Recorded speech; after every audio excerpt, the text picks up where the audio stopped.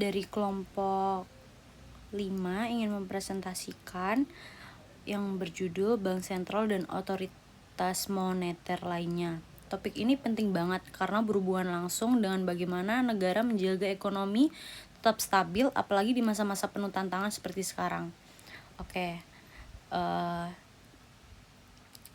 Selanjutnya ini ada pendahuluan. Jadi Bank sentral dan otoritas moneter lainnya merupakan pilar penting dalam menjaga stabilitas ekonomi suatu negara. Mereka memiliki kewenangan untuk mengatur, mengawasi, dan melindungi sistem keuangan melalui kebijakan moneter dan pengawasan sektor jasa keuangan. Lembaga utama yang terlibat dalam otoritas moneter ini di Indonesia meliputi yang pertama itu ada Bank Indonesia sebagai bank sentral. Dan yang kedua ada Otoritas Jasa Keuangan atau biasa disebut atau dikenal sebagai OJK sebagai pengawas sektor keuangan. Yang ketiga ada Lembaga Penjamin Simpanan atau LPS sebagai penjamin dana nasabah di perbankan. Jadi itu maksudnya adalah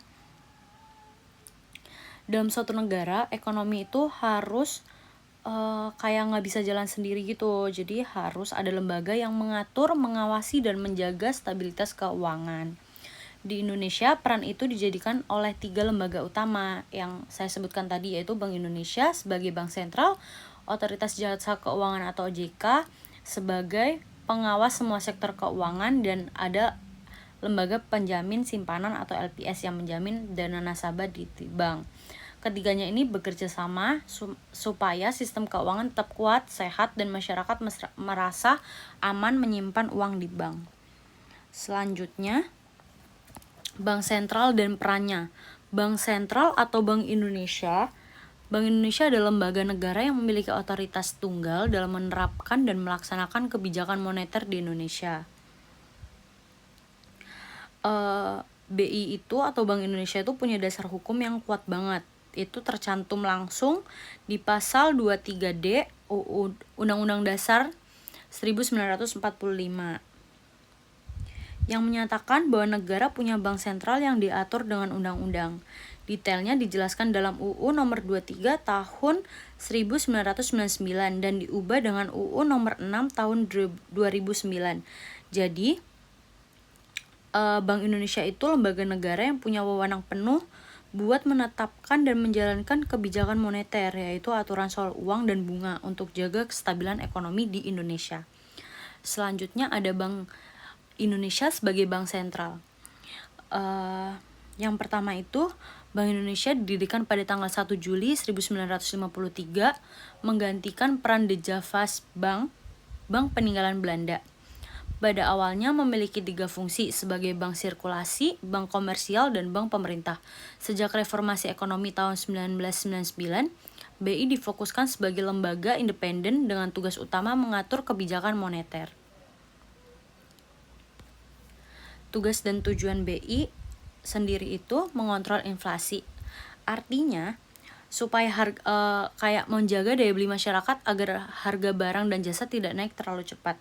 Supaya harga barang nggak naik terlalu cepat dan daya beli masyarakat tetap kuat. Jadi mengontrol inflasi di negara Indonesia. Yang kedua ada menjaga nilai tukar rupiah agar mencegah pelemahan drastis rupiah yang bisa memicu inflasi dan krisis ekonomi. Tujuannya apa sih? Tujuannya itu agar stabil dan nggak jatuh drastis dibanding mata uang lainnya. Yang ketiga adalah menjaga stabilitas sistem keuangan secara keseluruhan atau mencegah krisis keuangan yang bisa merusak perekonomian nasional. Jadi mencegah krisis yang bisa bikin bank itu kolaps. Oke, nextnya ada kebijakan moneter BI.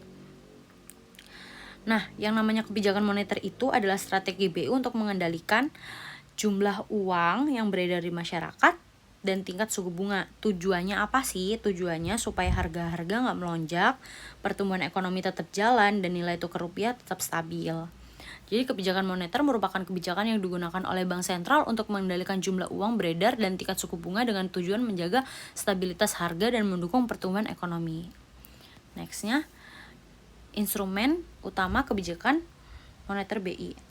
Untuk jalanin kebijakan moneter, BI punya beberapa alat atau instrumen, yaitu suku bunga acuan atau BI rate. digunakan untuk mempengaruhi tingkat bunga perbankan. Yang kedua ada operasi pasar terbuka atau OPT, transaksi surat berharga untuk mengatur likuiditas. Yang ketiga ada fasilitas diskonto, pinjaman darurat bagi bank komersial. Yang keempat ada cadangan wajib minimum atau GWM, dana minimum yang wajib disimpan oleh bank umum di BI. Oke, nextnya ada Otoritas Jasa Keuangan atau OJK. Otoritas Jasa Keuangan atau OJK dibentuk berdasarkan Undang-Undang Nomor 21 Tahun 2011 sebagai lembaga negara yang independen. OJK mulai beroperasi efektif pada tahun 2013 dengan mengambil alih fungsi pengawasan sektor keuangan dari Bank Indonesia atau perbankan dan Bapepam, LK, pasar modal dan lembaga keuangan non-bank untuk menyatukan pengawasan keuangan di bawah satu lembaga. Jadi OJK ini dibentuk pada tahun 2011, dibentuk berdasarkan UU nomor 21 tahun 2011. Mulai beroperasi penuh sejak tahun 2013. Tugas utamanya itu apa sih? Tugas utamanya itu mengawasi semua sektor keuangan seperti bank, pasar modal, asuransi, koperasi, dan lain-lain. Dulu tugas ini dipegang oleh BI dan Bapepam, LK. Tapi sekarang OJK yang ambil alih supaya pengawasan jadi lebih terintegrasi. Nextnya, contoh tugas OJK di sektor perbankan,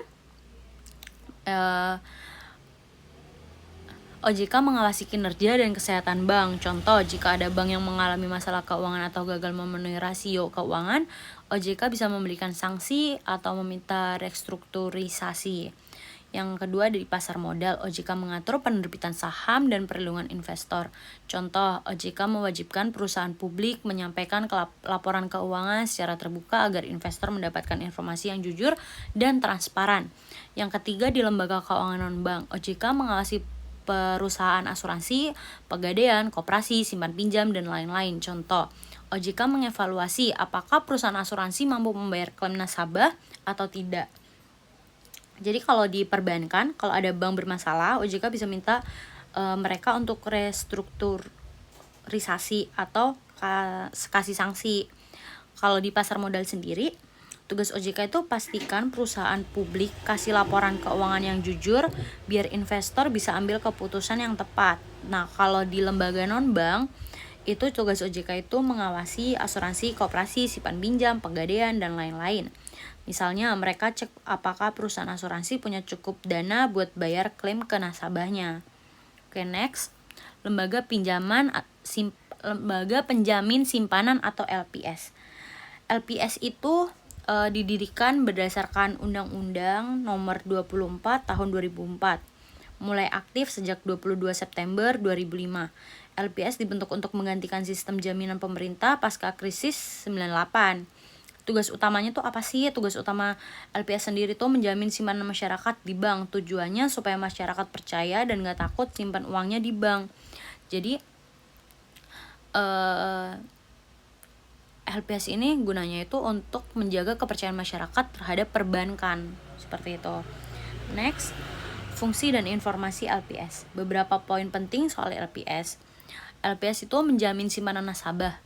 LPS menjamin simpanan milik nasabah di bank umum dan bank perkreditan rakyat atau BPR yang terdaftar sebagai peserta penjaminan.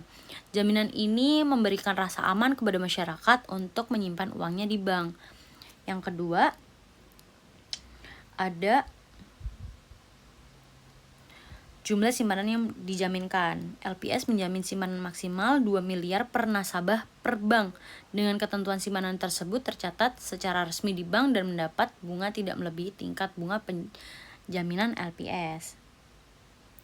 Kalau dua syarat ini nggak terpenuhi, simpanan nggak bisa dijaminkan. Gitu. Oke, nextnya perbandingan BI, OJK, dan LPS. Jadi kalau kita bandingkan, BI itu fokus mengatur kebijakan moneter, sedangkan OJK mengawasi lembaga keuangan dan LPS jamin simpanan nasabah. Mereka bertiga ini ibarat tim yang saling bantu menjaga kestabilitas ekonomi negara. Oke, nextnya tantangan dalam pengelolaan kebijakan moneter. Tantangan, tapi tentu aja mereka juga banyak tantangannya. Tantangan globalnya tuh kayak krisis ekonomi dunia, perang dagang, atau pandemi yang udah dirasain waktu COVID-19. Yang kedua ada tantangan dalam negeri. pertumbuhan ekonomi belum merata, banyak daerah yang masih tertinggal. Itu tuh ketimpangan pertumbuhan antar wilayah serta ketergantungan terhadap sektor tertentu. Yang ketiga ada perkembangan teknologi, munculnya fintech, kripto, e-wallet bisa bikin sistem keuangan tradisional terganggu. Jadi kadang kalau misalkan kita sekarang pakai, kita bisa bayar pakai QRIS. Jadi kadang banyak anak muda sekarang yang jarang banget pegang cash kayak gitu. Itu bisa mengganggu perkembangan tantangan yang dihadapi oleh ketiga yang tadi kita udah bahas. Makanya koordinasi antara BI, OJK, dan LPS itu makin penting. Yang nextnya ada kesimpulan. Bank Indonesia atau BI, Otoritas Jasa Keuangan atau OJK, dan Lembaga Penjamin Simpanan atau LPS merupakan 3 lembaga utama dalam sistem keuangan Indonesia yang memiliki peran yang saling melengkapi. Ketiganya bekerja sama dalam menjaga stabilitas ekonomi, perlindungan konsumen, dan kepercayaan masyarakat terhadap sektor keuangan. Di tengah berbagai tantangan global dan percepatan transformasi digital, koordinasi dan ketepatan kebijakan antara lembaga menjadi sangat penting untuk menciptakan sistem keuangan yang tangguh, stabil, dan inklusif. Yang artinya BI, OJK, dan LPS adalah 3 lembaga kunci dalam sistem keuangan Indonesia. Mereka punya peran berbeda tapi saling melengkapi. Kerjasama yang baik antar mereka sangat penting supaya sistem keuangan kita tetap tangguh, stabil, dan inklusif meski banyak tantangannya. Nextnya, sekian presentasi dari saya. Terima kasih buat teman-teman yang udah dengerin. Semoga presentasi ini bisa bikin kita semua lebih paham bagaimana pentingnya sistem keuangan yang sehat dan peran masing-masing lembaga